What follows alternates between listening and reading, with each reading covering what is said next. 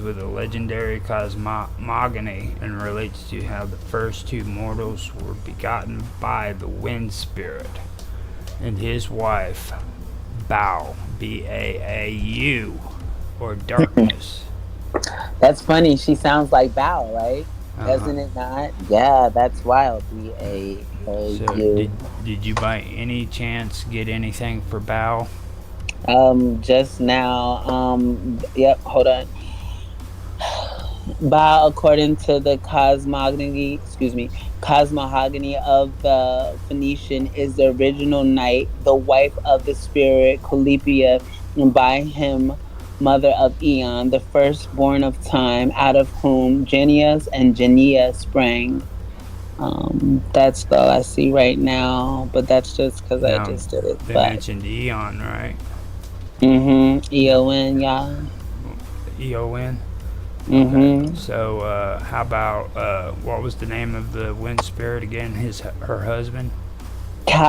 Calypia, the wife of the spirit Calpia, Calpia, Alright, Calpia. so we need to we need to go through that right there.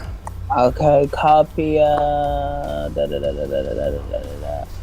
I have to do it. Break it down. Now, being the wind spirit back then was the equivalence of being Enlil of the Sumerians. Just so you know, because En stands for Lord and Lil stands for sky. Incense for Lord and wait, do it. What incense? I was reading. So Lord stands for sky, but incense for lore. Wait, what? No, N stands for Lord, Oh Lord, Lord. Okay, I got you. and then Lil, Lil, stands for sky. So Okay. this guy that you're about to read is the equivalence of Enlil from the ancient Sumerians. So if you want to Okay. go ahead and read that real quick. See what they're. Real You say read it real quick. There's like nothing on this guy. Not that there's nothing on him, but it's like I type his name in here. They give me images, God Finder, God name. Okay, maybe this one. I don't. This is not a real source. Lesser God of Wind, Phoenician, and that's just this to Now, me. It just can you screen share those? hold on, because I'm looking on the iPad, so I have to send it to the phone, and then scope of the term Spirit of God. Let me just find something worth sharing. Oh, here we go. This one right here, academic.edu. Oh man, no, because you want me to download your stuff. I'm not Hold on a downloading minute. Hold on a stuff. minute.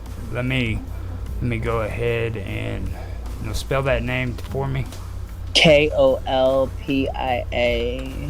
K O K O L. L. Yeah, Kolpia. The wife of the spirit Colpia, and by him mother of Eon. Yeah, Copious. Copia. Colpia, wind spirit. All right. So,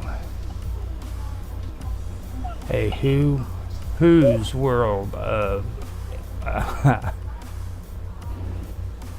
Are you sure? Oh no, you're not yeah, sure. I've got it. Hold up, I got it now.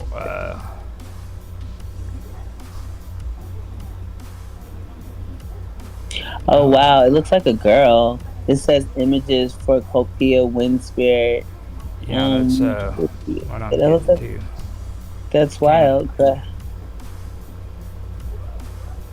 Yeah, here we got the divine principles of Bothos slash Copius. Oh, Copia. Colpia. Okay. Pothos was the primordial god of wind and desire. He was one of the first primordial divinities having simple having simply always existed. Pothos was described as a dark wind that moved over the face of Amakul, the primordial goddess of darkness, mist, night, and liquid chaos. Pothos eventually fell in love with its own beginnings, causing him to mix with Amakul, which produced their offspring, or R, A-E-R, the primordial god of the spirit force, and Aura, the primordial goddess of the physical force. In Sanatunathian's account, their union also produced the underworld, referred to as Mot, M-O-T, and described as mud, or the putrefaction of water, of a watery mixture, from which the universe and living creatures originated, as well as giving birth to the gods Aeon and Protagonus. Now they spelled this name different because one has EON, one has AEON, one has just Yeah. AE. Uh-huh. Now, the other day, um, I usually don't mention it, but whenever we were going over Aleister Crowley, it was on another topic. He worshipped Aeon, you know. Yeah, the Aeon of Horus, that Taluma or whatever. That's what I was. Yeah, excuse me. I watched a documentary on that guy, and that's when I first got subjected to that. And then that's when I met or came encounter with Jack Parsons before you really had mentioned it. And they were talking about the secret space program and such. Yeah. Now, the one thing that I do want to point out is this is kind of what I was talking about before, where a lot of these people they read the Canaanite and the Phoenician. They crisscross the signals, like they get it mixed together. And like Zechariah Sitchin, there's a good chance that a lot of his writings were inspired by these teachings, you know. But a lot of people think that he actually, you know, studied the Sumerians and stuff, and that's not what happened, because a lot of his stuff has nothing to do with the Sumerian history. But if you come through here and you read some of the stuff out of here, you can kind of relate it to him. You know what I mean? Not saying that anything he wrote was true or not. I'm just saying you can see where he was getting a lot of his information from, you know. It's even crazier because they were talking about how, you remember how when we were talking about Sanatunathian and Robot was like he hadn't even heard of him, and then not even in the encyclopedia it talks about how they thought that he was a myth, and then they were able to find out the actuality of who he was, and they say that he should be belonging more to the legend than to history. Yeah. Which describes Sanatunathian as belonging more to legend than history. And well, I mean, you've got to grab at anything you can get, you know what I'm saying? I mean, you've got lost history too, so like it's when it gets that ancient, you can't just depend on facts, you know what I'm saying? Like, this is our history. These are stories that freaking, you know, inspired an entire world. I mean, I mean, we wouldn't be who we are today if we weren't them. So it gives us a chance to look back at them and say, this is how we were during that time period. Right. You know. Right, so. Because a lot of the stuff that's derived from their culture and just their practices, and even just like the works itself, religion itself. I mean, like, it's obvious it came from somewhere. So when it aligns accordingly, you have to give credit where credit's due. Now, do you have any way of typing in the word pothos? P-O-T-H-O-S. Okay. See what that says for you. P-O-T-H-A-S? O-S. S. Pothos. Okay, that's a plant. Hold on. Let me see if the script does keep telling me a plant. Let me see. God. History.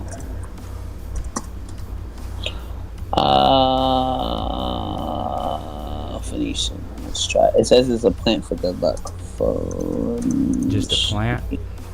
Yeah, that's what it keeps saying. But and it goes back to Sanatunathian. That's wild. When I type Pothos, history, and Phoenician, and then I just like to look for it, and it goes back to San Nathan. What is the name of the most famous Phoenician colony? No, no, no. Theology of Phoenician. Pothos. Okay, okay, okay. The connection was called Pothos, and okay, an intimate union took place. The connection was called Pothos. Okay. The theology of Phoenician from Santa Tronatio. He supposes that I don't even see what it was because I had to read a little bit. You see, this is a good one though. Here, let me just read this a little bit. He supposes that the beginning of all things was a dark and condensed, windy air, or a breeze of thick air, and a chaos turbid and black as Erebus, and that these were unbounded and for a long series of ages destitute of form. But when this wind became enarmored of its own first principle, the chaos, and an intimate union took place. The connection was called pothos, and it was the beginning of the creation of all things. And that's what they say. The union among the heathens, and particularly among the Phoenicians, was symbolized by an egg enfolded by a serpent, which disjunctively represented the chaos and the ether, but when united, the hermaphroditic first principle of the universe, Cupid or Pothos. Yep. Is that Now, what you're looking for? the cane and the snake, is the snake mingled in with it, like crawling upward? Let me see. I don't see a picture yet. This is all words. There's no Oh, that's fine. picture here. But okay, hold on. Tada, see, we talked about him too. Now, Okay. hold up. Before they get into that, there's another one I want you to check out. Okay, hold on. I'm gonna go to a new tab. I'm ready.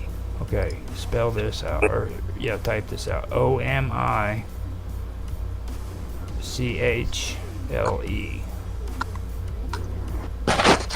It's OMICHLE. It says, "Do you mean Omega?" No. Okay, here it is down here. The right one. Oh gosh, Lord of mercy, Miss Cloud. Hold on, because the way they have it is just like something like different. It's not written like anything. It's just all symbols, and then it says fog. From ancient Greek to Proto-Indo-European, Miss Cloud. Compare Albanian, Polish. Yeah, it says like a mist or a cloud. Is Mm-hmm. that? Yeah, that's what it's talking about. Now, name off all those civilizations and countries again.